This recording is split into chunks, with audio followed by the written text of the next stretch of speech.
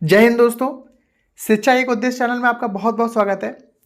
आज हम दोस्तों सीटेट के कुछ महत्वपूर्ण प्रश्न, पर्यावरण के प्रश्न, इनको डिस्कस करने वाले हैं, है ना। ऐसे प्रश्न जो पिछले कई सालों में आ चुके हैं या फिर कई बार रिपीट होते रहते हैं, ऐसे कुछ महत्वपूर्ण प्रश्नों को आज डिस्कस करेंगे।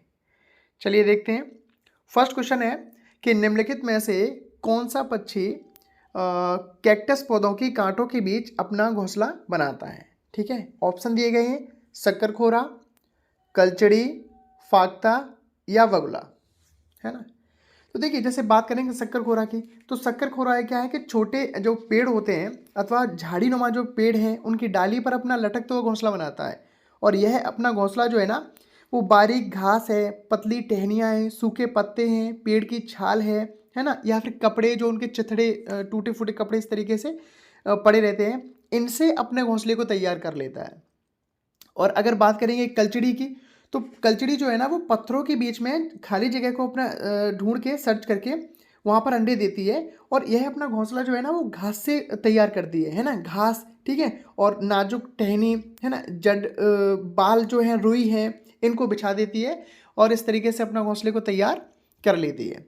ठीक है। और बात करेंगे फाख्ता की, तो इसका बिल्कुल राइट आंसर है फाख्ता। ठीक है, क्यों है समझ रहा है, क्योंकि फाख्ता ही है जो कैक्टस के पौधों के बीच में, या फिर इसका एक और पॉइंट आ जाता है, मेहंदी का जो पेड़ है ना, उस पर अपने घोंसले को बनाता है। और अगर बात करेंगे बगुला की, जो ऑप्शन में दिया है, तो बगुला तो आपने देखा होगा कि हमारे आसपास जो पेड़ होते हैं, जैसे आम है, नीम है, इस तरह के पेड़ पर कई बगुले साथ में, एक साथ झुंड में एक तरीके से रहते हैं, हम कह सकते हैं। ठीक है, एक साथ कई बार देखा होगा आपने इन लोग। तो इसका राइट आंसर हो जाएगा फाख्ता। फाख्ता जो है ना, वो कैक्टस के पौधों के कांटों के बीच अपना घोंसला बनाता है। नेक्स्ट देखेंगे क्वेश्चन। यह भालू जैसा दिखता है परंतु भालू नहीं है।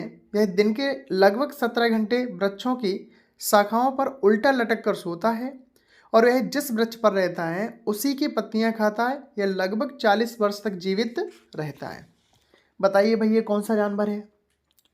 ऑप्शन दिए गए हैं लंगूर, चिंपैंजी, पांडा या स्लॉथ। तो देखिए, इसका राइट आंसर हो जाएगा, क्या है, स्लॉथ। क्या है इसका राइट आंसर। स्लॉथ एक ऐसा प्राणी है जो बेहद ही शर्मीला कह सकते हैं उसको हम। इस शर्मीले के साथ साथ बहुत ही स्लो है ना। ठीक है, कई बार आपने इसके शायद हैं कि वीडियोस देखे हों। ठीक है, बहुत ही सुस्त प्राणी है। ठीक है, 17 घंटे तक लगभग ये सोता रहता है और एक ही पेड़ पर, ये समझो आप जरा कि काफ़ी टाइम तक, जब तक उसके पत्तियां ख़त्म नहीं हो जाती, उसी पर रहता है, उसी पर अपना खाता पीता रहता है। ठीक है कि नहीं है, इस तरीके से। और लगभग इसकी एज जो है ना, वो 40 वर्ष होती है। 40 वर्षों तक ये जीवित रहता है। ठीक है। नेक्स्ट क्वेश्चन देखेंगे। नीचे दिए गए जीवों के समूहों में से किन की दृष्टि श्रेष्ठ होती है तथा वे मनुष्य की तुलना में 4 गुना अधिक दूरी की वस्तुओं को देख सकते हैं। ऑप्शन दिए गए हैं। फर्स्ट ऑप्शन है हमारा बाघ, तेंदुआ, सांड। अब भाई देखो, इसमें जैसे मैं आपको बता दूं, बाघ में बिल्कुल दृष्टि होती है, वो हमसे 4 गुना तेज देख पाता है ना, ऐसा। बाघ, सॉरी, बाघ की नहीं, बाघ हमसे ज़्यादा शार्प देख पाता है, रात में देख पाता है। बाघ में जो स्पेशलिटी होती है वो ये होती है कि वो हमसे रात में अच्छी तरीके से रिकग्नाइज कर पाता है, वो देख पाता है। ठीक है कि नहीं है।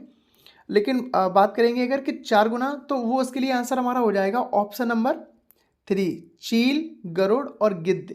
ये जो है ना, इनमें भगवान ने कहीं ना कहीं एक स्पेशल क्वालिटी दे दी है कि हमसे, मनुष्य से लगभग 4 गुना तेज उनको दिखाई देता है। ठीक है। तो जो ऑप्शन दिए गए, बाघ, तेंदुआ, सांड या फिर सेकंड ऑप्शन सांप, रेशम कीट, छिपकली, ये नहीं है। इसका राइट आंसर हो जाएगा चील, गरुड़ और गिद्ध, है ना।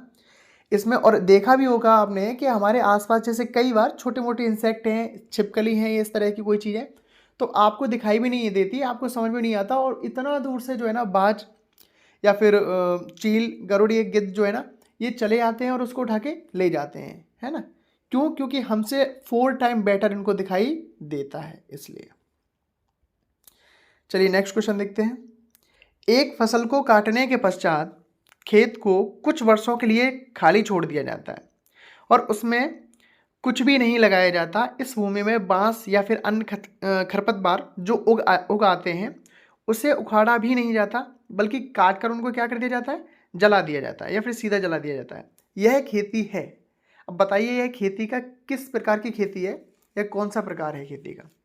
ऑप्शन दिए गए हैं, सहकारी खेती, झूम खेती, सीढ़ी नुमा खेती या फिर सिंचाई खेती। तो देखिए ऐसी खेती जिनको हम कहते हैं कि कुछ सालों के लिए छोड़ दें, ये हमारी फेमस है झूम खेती। क्या है इसका नाम? इसका राइट आंसर है हमारा झूम खेती, है ना। झूम खेती जो होती है उसमें क्या करते हैं कि फसल को लेने के बाद उसको कुछ टाइम के लिए छोड़ देते हैं ऐसा ही, ठीक है, जिससे कहीं ना कहीं जो भी हम कह सकते हैं कि उसमें अलग अलग, क्योंकि देखो अगर एक ही तरह की खेती, ज़्यादातर पहाड़ों में इस तरह की खेती की जाती है जहाँ पर पॉसिबिलिटी ये नहीं है कि उसको हर साल कई तरीके से चयन करें, तो क्या करते हैं कि उसको छोड़ दिया और कोई और भूमि पर वहाँ पे खेती करते हैं जिससे कि वहाँ न्यूट्रिएंट्स की कमी ना हो पाए, है ना। जो उसके लिए मिनरल्स है वो एक तरीके से एक ही प्रकार की खेती करते करते ख़त्म ना हो पाए और वो फिर से उनको मिल सकें ऐसा। चलिए इसका राइट आंसर हो जाएगा झूम खेती। नेक्स्ट देखेंगे वैकल्पिक ढांचे का अर्थ है। देखिए वैकल्पिक ढांचे का अर्थ है, ऑप्शन दिए गए हैं, सभी विचार जो दृढ़ता से बच्चों द्वारा आयोजित किए जाते हैं, या फिर विभिन्न भौतिक घटनाओं का पाठ पुस्तक स्पष्टीकरण। नेक्स्ट ऑप्शन है विचार जो अवधारणाओं के औपचारिक रूप से स्वीकृत स्पष्टीकरण से अलग हैं, या फिर वर्तमान में वैज्ञानिकों और सामाजिक विज्ञानकों द्वारा आयोजित विचार। बताइए क्या आंसर होगा इसका। देखिए वैकल्पिक ढांचे का अर्थ होता है इसमें, और इसका आंसर हो जाएगा ऑप्शन नंबर 3, यानी कि जो विचार है ना, विचार जो अवधारणाओं के औपचारिक रूप से स्वीकृत स्पष्टीकरण से अलग हैं, ठीक है कि नहीं, यही इसका राइट आंसर हो जाएगा कि विचार जो कैसे हमारी अवधारणा जो हमारी सोच है उसके औपचारिक रूप से स्वीकृत जो स्पष्टीकरण है उसके लिए दिया है उससे अलग है, ठीक है। नेक्स्ट क्वेश्चन है महिलाएं पुरुषों की तुलना में कमजोर हैं, यह एक डैश है, क्या है? अंधविश्वास है, मिथक है, वैज्ञानिक तथ्य है या फिर रूढ़िबद्ध धारणा है। तो देखिए महिलाएं पुरुषों की तुलना में, ये अभी तक एक तरीके से हम कह सकते हैं कि एक रूढ़िबद्ध धारणा ही चली आ रही है कि महिलाएं जो है ना वो पुरुषों की तुलना में कैसी हैं, वीक हैं, कमजोर हैं। लेकिन आज आप लोग देख पा रहे हैं कि किसी भी क्षेत्र में हम बात करें, किसी भी एरिया में बात करें, तो महिलाएं पुरुषों के साथ कदम से कदम मिलाकर चल रही हैं। तो किसी भी हम कह सकते हैं पर्टिकुलर किसी भी एरिया में अगर हम बातचीत करें, हर एक क्षेत्र में महिलाएं बराबर की भागीदारता लिए हुए हैं लगभग। तो ये एक तरह का क्या है, रूढ़िबद्ध धारणा ही है जो महिलाओं को पुरुषों की तुलना में कमजोर बताती है, ठीक है। नेक्स्ट क्वेश्चन है भारत में बिहार के सापेक्ष जम्मू कश्मीर और गोवा की स्थिति क्या है। तो देखिए इसके लिए आपको थोड़ा सा मैप जो आपने सीखा हुआ है या नहीं सीखा तो उसको रख के समझना पड़ेगा कि बिहार के सापेक्ष यानी आप वहाँ खड़े हैं और वहाँ से फिर जम्मू कश्मीर और गोवा की स्थिति को आप क्या कर सकते हैं, देख रहे हैं। यानी बिहार में खड़े होकर आपकी जो फेस है वो कहाँ जाता है, एक तरफ जम्मू कश्मीर की ओर जाता है और एक तरफ गोवा की ओर जाता है। तो जब आप बिहार में खड़े होकर इस तरीके से देखेंगे तब आप पाएंगे कि इनकी जो स्थिति है ना वो उत्तर पश्चिम और दक्षिण पश्चिम की ओर जाएगी। जम्मू कश्मीर उत्तर पश्चिम और जो गोवा है ना, तो इनकी स्थिति जो ऑप्शन नंबर 4 इसका क्या हो जाएगा, राइट आंसर हो जाएगा, ठीक है।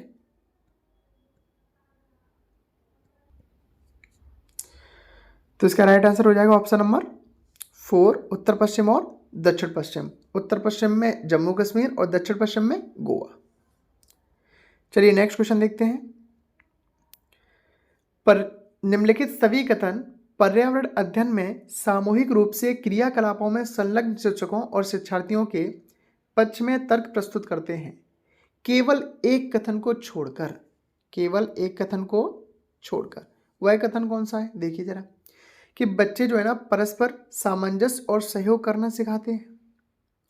बच्चे जो है ना क्या करते हैं, परस्पर सामंजस्य और सहयोग करना सिखाते हैं, ठीक है, बिल्कुल सही बात है ना। बच्चे दूसरे बच्चों से बात और बहस करने से अधिक सीखते हैं। ये भी बात सही है, कहीं ना कहीं ज्ञान का निर्माण, क्योंकि कई सारी चीज़ें हैं जो है ना, जब हम बात करते हैं, डिस्कस करते हैं, तब सामने से निकल के आती हैं। नेक्स्ट है, समूह क्रियाकलापों की वजह से बच्चे अंक उपलब्धि में अच्छा सुधार प्रदर्शित करते हैं। तो भाई पर्यावरण अध्ययन में ये सारी चीज़ें बिल्कुल सही है ना, कि ग्रुप में कहीं ना कहीं चीज़ों को सीखना समझना, ये सारी चीज़ें। नेक्स्ट दिया है, प्रौढ़ों की समर्थन से बच्चे को अपनी क्षमता से अधिक ज्ञान के निर्माण में सहायता मिल सकती है। देखिए बात सही है, लेकिन यहाँ ऑप्शन दिया गया है कि केवल एक कथन को छोड़कर, तो इसको हमें छोड़ना पड़ेगा। क्यों? उसका रीजन समझिए आप जरा। बात की गई है पर्यावरण अध्ययन की, ठीक है कि नहीं है? तो पर्यावरण अध्ययन में की अगर बात करेंगे तो कहीं ना कहीं इंपॉर्टेंट हमारे लिए फर्स्ट सेकंड थर्ड हो जाते हैं, बल्कि ये नहीं है, क्योंकि पर्यावरण अध्ययन की बात करेंगे तो उसमें प्राणों का समर्थन, सारी चीज़ें इतना इंपॉर्टेंट नहीं रहती, ठीक है कि नहीं?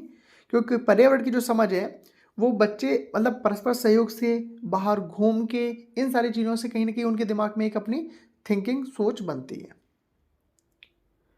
नेक्स्ट देखेंगे, समूह कार्य से पर्यावरण अध्ययन कर रहे बच्चों की सामाजिक वैयक्तिक विशेषताओं के आकलन के लिए निम्नलिखित में से कौन सा उपकरण सर्वाधिक उपयुक्त होगा? ऑप्शन दिए गए, दत्त कार्य, कॉलेज पेंसिल परीक्षण, मौखिक प्रश्न, या फिर निर्धारण मापनियां। तो देखिए अगर बात करेंगे सामाजिक व्यक्तिक विशेषताओं के आकलन के लिए, है ना, और वो भी किस में? पर्यावरण अध्ययन में। तो उसके लिए जैसे मौखिक प्रश्न करना और उनके आंसर लेना, कहीं ना कहीं ये कैसा है, इन सारे ऑप्शनों में कैसा है, एक अच्छा ऑप्शन है, यानी सर्वाधिक उपयुक्त है। तो इसका राइट आंसर हो जाएगा मौखिक प्रश्न। नेक्स्ट क्वेश्चन है, नीचे पौधों के बारे में बच्चों के कुछ सहज अनुभूत विचार दिए गए हैं, इनमें से कौन सा विचार वैज्ञानिक दृष्टि से ठीक है? जैसे कुछ सब्जियां फल होती हैं, ठीक है। नेक्स्ट ऑप्शन है कि बीज किसी पौधे का हिस्सा नहीं होते हैं, या फिर नेक्स्ट है थर्ड, गाजर और बंद गोभी पौधे नहीं है, या फिर घास पौधा नहीं है। बताइए जरा। तो इसमें पूछा गया है कि वैज्ञानिक दृष्टि से जो ठीक है ना, वो भी वैज्ञानिक दृष्टि से। तो इसके लिए इसका राइट आंसर हो जाएगा कि कुछ सब्जियां फल होती हैं, ये क्या है, वैज्ञानिक दृष्टि से कैसा है, ठीक है। क्योंकि बात की जाए कि बीज किसी पौधे का हिस्सा नहीं होते, बिल्कुल गलत है। क्या गाजर और बंद गोभी पौधे नहीं है? अरे वो भी प्लांट्स हैं, वो भी प्लांट्स में कैटेगरी में आते हैं। क्या घास पौधा नहीं है? ठीक है, तो घास भी कई तरह की होती है, आपने देखा होगा, ठीक है कि नहीं है।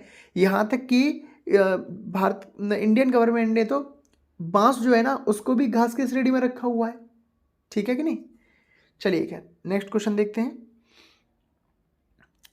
कक्षा 4 की एक शिक्षिका ने अपने विद्यार्थियों से कहा कि कुछ वयोवृद्ध लोगों से यह पूछिए कि जब वे जवान थे तो क्या उन्होंने कुछ ऐसे पौधे देखे थे जो आजकल दिखाई नहीं पड़ते हैं। तो ये जो क्वेश्चन दिया गया है कि उपरोक्त प्रश्न के पूछे जाने पर निम्नलिखित में से किस कौशल के आकलन की संभावना नहीं है। तो हमें इसमें देखना पड़ेगा क्या दिया है कि संभावना नहीं है, चर्चा, प्रश्न पूछना, अभिव्यक्ति या प्रयोग। तो देखिए अगर हम बात करेंगे किसी भी, हम अपने माता पिता से या कोई दादी बाबा, किसी भी ऐसे जो वृद्ध पर्सन है, अगर मुझसे पूछते हैं मान लीजिए, है ना, तो एक तरह की चर्चा तो है ही, प्रश्न पूछ ही रहे हैं, अब उसकी अभिव्यक्ति तो होगी ही होगी, लेकिन यहाँ प्रयोग का कोई अवधारणा नहीं है। किसकी नहीं है? प्रयोग की। तो इसके लिए इसका राइट आंसर क्या हो जाएगा? ऑप्शन नंबर 4 प्रयोग, है ना। यानी किसकी संभावना नहीं है? प्रयोग की, ठीक है। नेक्स्ट क्वेश्चन देखते हैं। एक शिक्षक प्रत्येक बच्चे को अपने घरों की रद्दी सामग्री से कुछ उपयोगी वस्तु बनाने को कहता है। शिक्षक का अभिप्राय नहीं है, क्या नहीं है देखते हैं, कि कूड़े से बनी श्रेष्ठ वस्तुओं की प्रदर्शनी आयोजित करना, या फिर कक्षा के श्रेष्ठ विद्यार्थियों के बारे में निर्णय करना कि भाई श्रेष्ठ कौन है। नेक्स्ट है कि बच्चों में सृजनशीलता का विकास करना, या फिर बच्चों को पुनः चक्रण, पुनः प्रयोग और रूपांतरण को समझने देना। तो देखिए अगर हम बात करेंगे, जैसे कि ऑप्शन दिए गए कूड़े से बनी श्रेष्ठ वस्तुओं की प्रदर्शनी आयोजित करना, तो ये कहीं ना कहीं ठीक है, क्योंकि इसमें हम कहीं ना कहीं उन सारी चीज़ों का जो यूज हो चुकी है उसका कूड़े का भी एक तरह से क्या कर पा रहे हैं, यूज कर पा रहे हैं, और वो ठीक है कि नहीं है, जिससे कि क्या है कि हम कहीं ना कहीं और जो पॉल्यूशन होगा चीज़ों को बनाने में उसको रोक पाएंगे और उसी का यूज कर लेंगे, ऐसा। ठीक है कि नहीं? लेकिन बात करेंगे कि अगर बच्चों की सृजनशीलता का विकास करना, ये भी बिल्कुल सही है। बच्चों को पुनः चक्रण, पुनः प्रयोग, ठीक है, तो रिसाइकलिंग, रीयूज वगैरह है, ये भी बिल्कुल सही है। लेकिन अभी ऐसा कि कक्षा में हम इस चीज़ को ये कर पाएँ कि कक्षा के श्रेष्ठ विद्यार्थी के बारे में निर्णय करना, तो यहाँ पर ऐसी कोई बात नहीं है। इसके लिए क्या है, ऑप्शन नंबर 2 इसका क्या है, राइट आंसर हो जाएगा। ठीक है, क्योंकि शिक्षक का अभिप्राय इसमें ये नहीं है कि हम वो उन विद्यार्थियों में, शिक्षार्थियों में ये सर्च करें कि भाई ये क्या है, सर्वश्रेष्ठ है, यही श्रेष्ठ है। इस बारे में निर्णय करने की कोई भूमिका नहीं होती है। नेक्स्ट क्वेश्चन देखेंगे, पर्यावरण अध्ययन की पाठ्य पुस्तकों में प्रयुक्त भाषा, ऑप्शन दिए गए हैं, परिभाषाओं पर बल देते हुए औपचारिक बनाई जानी चाहिए। अब परिभाषाओं पर बल देते हुए, तो भाई डेफिनेशन पर कभी बल नहीं दिया जाता, तो कहीं ना कहीं ये आंसर क्या हो जाता है, गलत है ना। आगे देखेंगे, तकनीकी औपचारिक होना चाहिए, तो ये बिल्कुल सही नहीं है कि औपचारिकता ही नहीं। बच्चों की दिन प्रतिदिन की भाषा से संबंध होनी चाहिए, या फिर रूखी और बच्चों के द्वारा समझने में कठिन होनी चाहिए, तो कठिन भी नहीं, इसके लिए राइट आंसर हो जाएगा इसका ऑप्शन नंबर 3, यानी बच्चों की दिन प्रतिदिन की भाषा से संबद्ध होनी चाहिए। चलिए नेक्स्ट देखें क्वेश्चन नंबर 10 है, बाष्पीकरण विषय पर बच्चों की विविध सोच का आकलन करने के लिए निम्नलिखित में से कौन सा प्रश्न एक नमूना हो सकता है। ऑप्शन दिए गए, जल चक्र के 5 लाभ लिखिए। नेक्स्ट है, क्या होता है यदि जल चक्र होता ही नहीं, क्या होता है यदि जल चक्र होता ही नहीं। इसके बाद है, जल चक्र के क्रम के सोपानों की सूची बनाइए। नेक्स्ट है, जल चक्र का आरेख बनाइए और उसे नामित कीजिए। तो देखिए, अगर हम बात करेंगे बाष्पीकरण विषय पर बच्चों की विविध सोच, तो कहीं ना कहीं इसके लिए राइट आंसर हो जाएगा हमारा ऑप्शन नंबर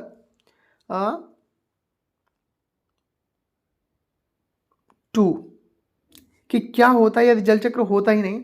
तो बच्चे इस पर अपनी अलग अलग क्या करेंगे, थिंकिंग जो है ना, उसको, उसके लिए मतलब क्या करेंगे, सोचेंगे और उन सारी चीज़ों को क्या करेंगे, रखेंगे अपने सामने। ठीक है, तो इसके लिए राइट आंसर क्या हो जाएगा, ऑप्शन नंबर 2। चलिए इसके बाद नेक्स्ट क्वेश्चन देखेंगे, पशुओं की त्वचा पर विविध पैटर्न या डिजाइन होते हैं, किसकी वजह से होते हैं, देखिए जरा, उस जलवायु के कारण होते हैं जिसमें वे रहते हैं, या फिर उनकी शारीरिक शक्ति को इंगित करते हैं। ठीक है, यानी उनकी एक क्षमता, शारीरिक क्षमता को करते हैं इंगित, या फिर परावर्तित प्रकाश के कारण होते हैं, या नेक्स्ट ऑप्शन दिया है, उनकी त्वचा पर बालों के कारण होते हैं। तो देखिए, पशुओं की त्वचा पर जो पैटर्न होते हैं ना, वो कहीं ना कहीं उनकी जो जो क्लाइमेट है, जो जलवायु है, उसके कारण ही होते हैं, क्योंकि वो कहीं ना कहीं उनके लिए कंफर्टेबल होते हैं। ठीक है कि नहीं, वो उनके लिए हेल्पफुल होते हैं। और उसी के अनुसार आपने देखा होगा, जैसे जितने भी घास के मैदान ये सब हैं, तो उनमें जैसे लॉइन ही है, शेरी है, तो उसके जो कलर होता है, सारी चीज़ें, तो उसको छिपने में कहीं ना कहीं हाइड करने में हेल्प करता है। और भी जो जानवर हैं वो तो वो जो डिजाइन होते हैं वो उसी के क्लाइमेट के अनुरूप ही होते हैं। ठीक है, तो इसके लिए इसका राइट आंसर हो जाएगा ऑप्शन नंबर फर्स्ट, उस जलवायु के कारण होते हैं जिसमें वे रहते हैं। नेक्स्ट क्वेश्चन है, जो व्यक्ति जंगल में कम से कम 25 वर्ष से रह रहे हैं, उसे जंगल भूमि पर और उसमें पैदा होने वाली वस्तुओं पर अधिकार है। यह जनादेश किसके द्वारा दिया गया है। ऑप्शन दिए गए हैं, संविधान आदेश संशोधन विधेयक 2012, या फिर भारतीय जंगल अधिनियम 1927 1927, या फिर जंगल अधिकार अधिनियम 2007, या फिर नेक्स्ट है भूमि अधिग्रहण अधिनियम 1894 यानी 1894। तो देखिए, साफ साफ ये पढ़ा होगा आपने भी, इसका ऑप्शन है ऑप्शन नंबर 3 इसका राइट आंसर है। जंगल अधिकार अधिनियम 2007 जो है ना, उसमें जिक्र किया गया है कि कोई भी ऐसा व्यक्ति जो 25 वर्षों से जंगल में रह रहा है, तो उसको पेड़ काटने का अधिकार भी है, क्योंकि उस जंगल में रहने वाले जितने भी पेड़ और ये सारी चीज़ें हैं, उस पर उनका, ज़मीन पर उनका अधिकार है, ऐसा माना जाता है। ठीक है, तो उनको पेड़ काटने का अधिकार भी है, यानी वो कुछ भी करें, उनको कोई रोक टोक नहीं है, ऐसा।